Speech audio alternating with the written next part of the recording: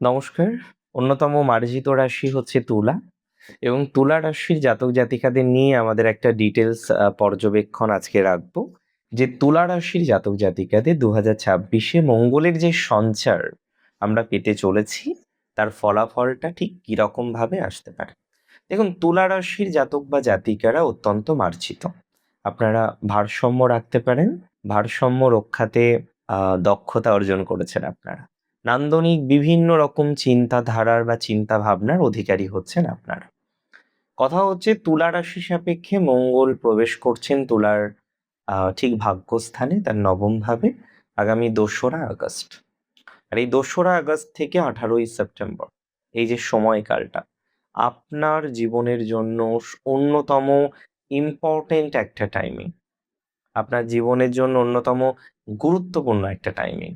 আমি আপনাকে একটা কথা খুব দায়িত্ব নিয়ে বলতে চাই, যে তুলা রাশির জাতক জাতিকাদের ক্ষেত্রে বা তুলা রাশির জাতক জাতিকাদের সাপেক্ষে মঙ্গলের এই সঞ্চার সবার প্রথমে ভাগ্যের সাহায্য এবং কাজের জট মুক্তিতে অনেক বেশি সহযোগিতা করবে। দীর্ঘদিন ধরে আপনার ভাগ্যে যদি কোনো বাধা থাকে, ভাগ্যের দরজায় যদি কিছু আটকে থাকে, সেই জায়গাটাকে ক্লারিফিকেশন করতে মঙ্গলের সক্রিয়তায় সমাধান হতে শুরু করে দেবে আপনার ভাগ্য সংক্রান্ত সমস্যা।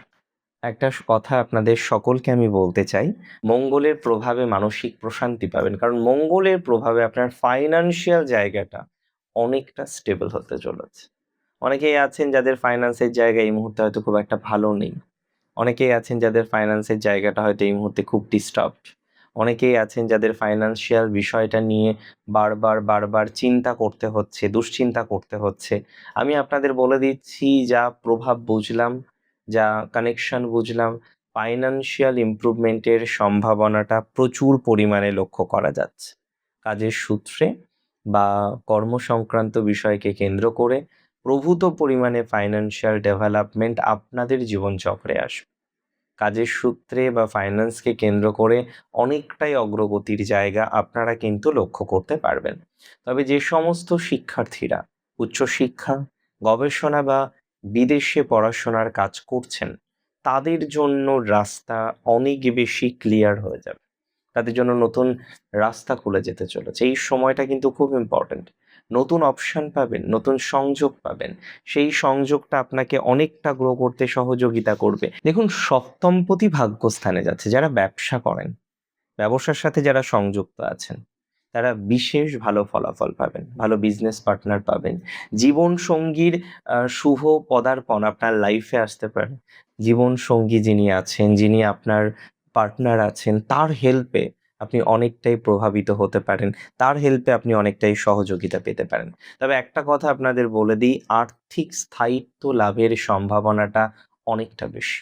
আর্থিক ক্ষেত্রে ডেভেলপমেন্ট হওয়ার সম্ভাবনাটা অনেকটা বেশি। দ্বিতীয়পতি নবমে, সপ্তমপতি নবমে আপনার সঞ্চিত অর্থ বা পারিবারিক সম্পদ ভাগ্যের সমর্থনে অনেকটা বৃদ্ধিপ্রাপ্ত হবে। আপনার সঞ্চিত অর্থ আপনার প্রচুর পরিমাণে ডেভেলপমেন্ট হওয়ার সংযোগ আমরা কিন্তু লক্ষ্য করতে পারছি। তবে একটা কথা আপনাকে আমি বলে দিই, আধ্যাত্মিক চিন্তা ভাবনার একটা চেঞ্জ হওয়া, একটা পরিবর্তন হওয়া, যে না, আমি এই ভাবধারায় চলছিলাম, আমি ভাবধারাটা চেঞ্জ করতে চাইছি। তাহলে আধ্যাত্মিক বিষয়ে, আধ্যাত্মিক মেন্টালিটির মধ্যে একটা চেঞ্জ, ভাইবস, এটা আসার সম্ভাবনা প্রবল।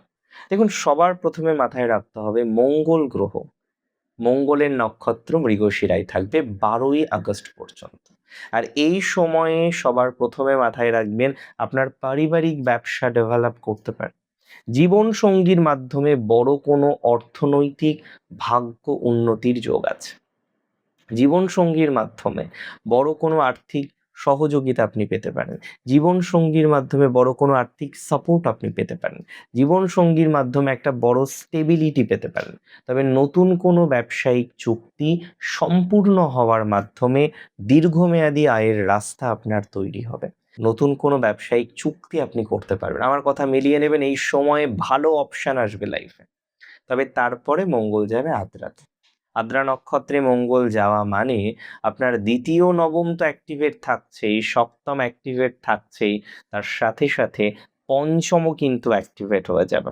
অনলাইন মাধ্যম, সামাজিক মাধ্যম, বিভিন্ন রকমের সেগমেন্ট থাকে। এই বিষয়গুলি থেকে, ফ্রিল্যান্সিং থেকে ইনকামের সম্ভাবনাটা বাড়তে চলেছে। ফ্রিল্যান্সিং থেকে ডেভেলপমেন্টের সম্ভাবনাটা কিন্তু বাড়তে চলেছে।